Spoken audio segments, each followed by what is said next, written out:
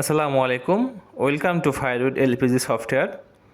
এখন আমরা দেখব কিভাবে আমরা আমাদের রোল চেঞ্জ করতে পারি এবং কি আমরা আমাদের ওয়্যারহাউস চেঞ্জ করে অন্য ওয়্যারহাউস থেকে আমাদের সফটওয়্যারটি মেনটেন করতে পারি।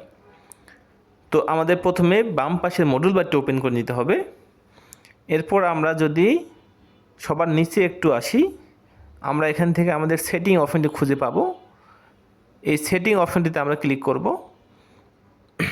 এখানে সেটিংয়ে আমাদের এখানে দেখতে পাচ্ছি 2 নম্বর যে অপশনটি রয়েছে চেঞ্জ রোল অ্যান্ড ওয়্যারহাউস, এই অপশনটিতে আমরা ক্লিক করব।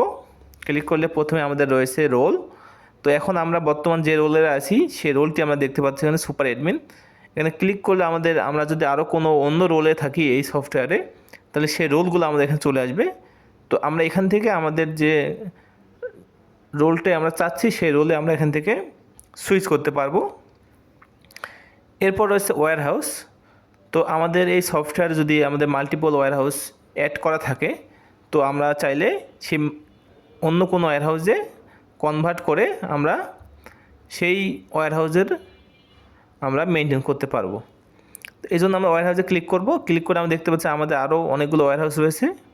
তো আমরা এখন চাইলে আমরা যেই ওয়্যারহাউসে আমরা এই সফটওয়্যারটি নিয়ে যাব সেই ওয়্যারহাউসটিতে ক্লিক করব।